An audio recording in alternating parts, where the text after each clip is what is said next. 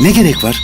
Gül gibi yaşıyoruz işte. Hayatım lütfen bu konuyu daha fazla tartışmayalım. Ben her şeyi ayarladım. Arkadaşlarından ayrılıyor falan da değilsin. Orman burnumuzun dibinde. Ama Aması falan yok. Artık konfor istiyorum. Rahat etmek istiyorum. Bu lokasyonda bu ödeme alternatiflerini, bu indirimleri, bir de ormanı bir arada bulamazsın.